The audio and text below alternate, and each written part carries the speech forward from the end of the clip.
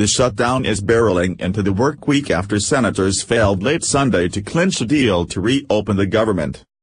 The impact of the closure is set to dramatically increase starting Monday. Hundreds of thousands of government employees face possible furloughs, some federal functions could cease, and it remains to be seen whether public museums and tourist attractions will remain open. It gets a lot more real when the week starts, Representative Charlie Dent, ARPA, told reporters. The longer these things drag on, the harder it gets. But there is optimism that the shutdown, now entering in its third day, could end soon. The Senate at noon on Monday is set to take a procedural vote on a government funding bill that would last for roughly 3 weeks, until February 8. Democrats are mulling whether to support that bill after Senate Majority Leader Mitch McConnell, RK, offered his assurances late Sunday that the chamber would take up immigration legislation, regardless of whether the issue is addressed in a year-long funding package.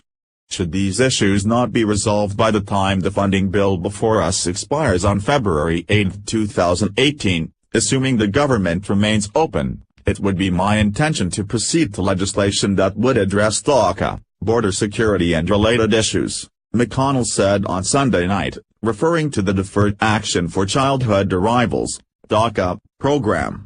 The Obama-era DACA program, which allows certain immigrants who arrived in the United States illegally as children to work and go to school in U.S., has been at the center of the shutdown talks. President Trump is ending the program, arguing former President Obama did not have authority to create it. McConnell's comments appeared to reflect the work of a bipartisan group of senators that met on Sunday to discuss a possible path to getting 60 votes for a government funding bill. Still, Senate Minority Leader Charles Schumer, DNY, cautioned that a deal was not yet done. We have had several conversations, talks will continue, but we have yet to reach an agreement on a path forward that would be acceptable for both sides, Schumer said after he blocked a GOP effort to set up a vote for Sunday night on the 3-week funding bill. For now, it's up to the Trump administration to begin carrying out the first full-scale shutdown of the government since 2013. Office of Management and Budget Director Mick Mulvaney is encouraging federal agencies to use available funds to keep operating as a way to keep more programs running as usual. And the administration is also taking steps to minimize the impact by leaving parks or other federal functions open that were shuttered during the 2013 closure. Representative Chris Collins, RNY, predicted the full-fledged shutdown wouldn't be as dramatic as it was during the Obama administration.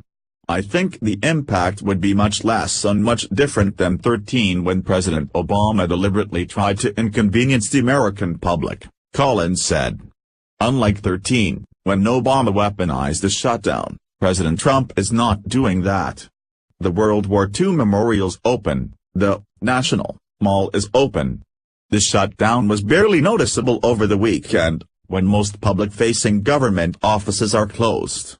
The situation grows more complicated on Monday morning, when hundreds of thousands of federal workers have to figure out whether to report to work. About half of the Department of Health and Human Services staff will be furloughed. The Food and Drug Administration will have to pause activities like food safety inspections. Military operations will continue and essential civilian personnel at the Department of Defense will continue working, but they won't get paid until the shutdown is over. Americans will also still be able to visit national parks, unlike in 2013. And the slate of Smithsonian museums and national zoos are expected to open on Monday. They will give updates on their status beyond that as they know. But many national park staffers will be furloughed, meaning that services like trash removal and restroom cleaning will be on hold. Many grants and permits requiring federal action would stall, while passport processing could start to wind down. Senators often invoked the worst aspects of the shutdown as they worked through the weekend, raising hopes that they would be able to lock down a deal on Sunday. I think everybody who I've talked to thinks it's important to get government open as quickly as possible. We would have liked to do that Friday. We would have liked to do that Saturday. We would like to do that today, Senator Jeanne Shaheen, DN.H., told reporters. Senator Heidi Heitkamp, D.N.D., added that one of the things we learned from the last shutdown is as things go on, positions harden. Resolution gets more difficult the longer we wait. But a bipartisan push for a Sunday night deal ultimately fell short, with Schumer and McConnell unable to nail down an agreement. The two parties engaged in an intense messaging war all weekend over who was to blame for the shutdown, which began when the majority of Democrats and some Republicans rejected a short-term funding bill that did not address DACA or government spending caps. Democrats blamed Trump for the lack of a deal, with Schumer memorably quipping that negotiating with the president is like negotiating with Jell-O. Republicans, meanwhile, accused Democrats of hypocritically holding the country hostage to please their liberal base. Given the tensions, it's not clear whether there will be 60 votes to end debate on the 3-week funding bill, either. 5 Democrats supported the mid-February funding bill that the Senate easily rejected last week, and it's possible that some other Democrats, particularly red state Democrats up for re-election this year, could flip and support the new package. A spokesman for Schumer declined to discuss Democrats' remaining reservations about the deal offered by McConnell, saying they wouldn't negotiate through the press. Both Senate caucuses are expected to meet on Monday. And there are some signs of progress that indicated McConnell is closer to having 60 votes by the noon deadline.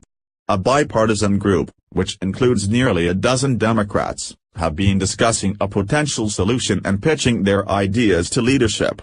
They will meet again on Monday morning.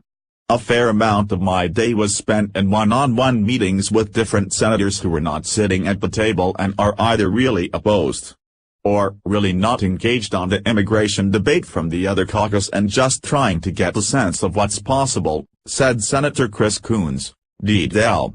In another boost to McConnell, he picked up the support of Graham and GOP Senator Jeff Flake, R. Arizona, for the 3-week continuing resolution. Both Republican senators voted with Democrats against the House measure last week, giving them bipartisan cover. Senator John Cornyn, R. Texas, who huddled with McConnell, Graham and Flake on Sunday night, described himself as optimistic that the shutdown will soon end despite the funding fight getting kicked to Monday. On balance, it's better to have a successful vote tomorrow at noon than a failed vote tonight, he said.